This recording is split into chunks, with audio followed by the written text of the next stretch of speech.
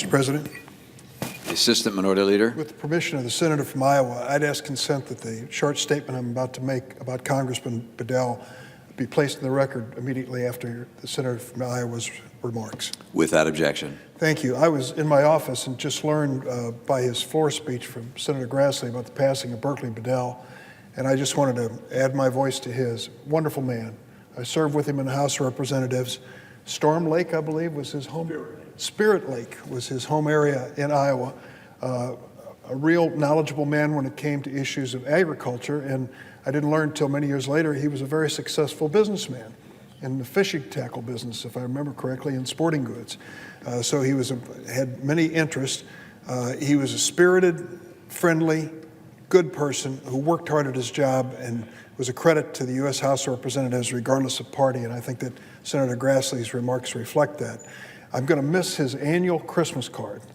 He and his wife, when she passed away just recently as well, but he and his wife would send a card about the comings and goings of their big old family, and it's a big oversized card, and I always look forward to it. But I feel honored to have been able to serve with him. I thank my colleague and friend, Senator Grassley from Iowa, for paying tribute to him. And now to separate place in the record with unanimous consent. Without objection. Mr. President, I'm going to take a chance this afternoon and vote for one of the president's nominees. Some of my colleagues have come up to me and said I'm making a big mistake, and I hope I'm not. His name is Stephen Hahn. He's a medical doctor, an oncologist from MD Anderson in Texas, and he has been named to serve as the Food and Drug Administration Commissioner. This is a relatively small agency by federal standards that has a major-sized impact on the lives of Americans and beyond. I think it's one of our most important agencies. It regulates so many things relating to safety and the quality of life.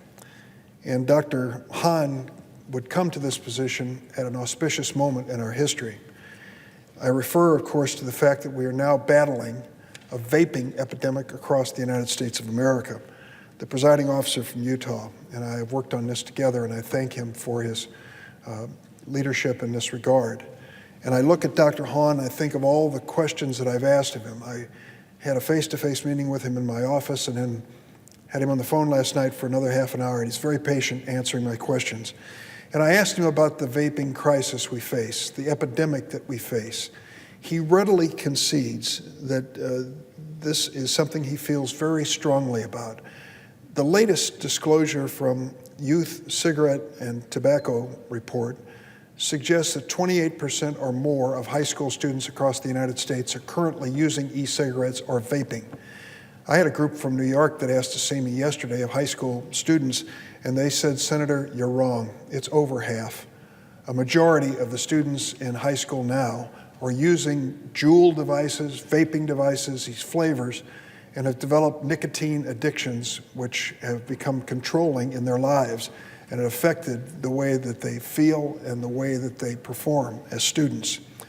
And that's why it's so important, from my point of view, for Dr. Hahn to make this a major priority. He assured me that he would. He reminded me he is a lung cancer doctor, and we had a long conversation about my father who died of that disease and tobacco and the impact it had on his life. And I felt sincerity on the part of the doctor when he was discussing this with me. He talked about working with Dr. Azar, who has been an ally in this conversation about controlling vaping devices and cigarettes.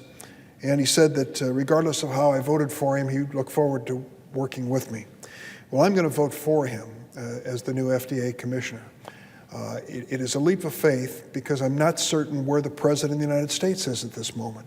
The presiding officer was at a meeting a couple of weeks ago in the White House, and I've commended him for the questions that he asked there, hoping to hold the President and First Lady to their promise of September 15th to really take on this epidemic of vaping and e-cigarettes. We don't know, I don't know at this moment, whether he is going to continue in that effort or whether the vaping industry has diverted him to a different point of view. Dr. Hahn may find himself in a compromised position soon, and I told him as much. If it comes to the point where the President has abandoned his effort against vaping and the industry is going to prevail, then I'm afraid that Dr. Hahn is going to be wearing the collar for some of the things that follow. Even though he may not even agree with the president's conclusion, he will be working for the president as part of his administration. I know Dr. Hahn said to me, I don't want to be known in history as the head of the FDA who saw this epidemic grow dramatically when it comes to vaping by young people. And so I'm going to give him my vote and do it with the hope that he will have a persuasive voice with Dr. Azar and the administration to move in the right direction. I applauded President Trump, which is unusual from my side of the aisle, when he made his initial decision to take action against e-cigarettes, and I'd like to applaud him again. I hope he'll resume this effort. And I hope the First Lady, who rarely gets engaged in issues, but seems to feel very strongly about this, will join us in persuading the President to keep true to his promise of September the 15th. And so I will be supporting Dr. Hahn's nomination for the FDA Commissioner.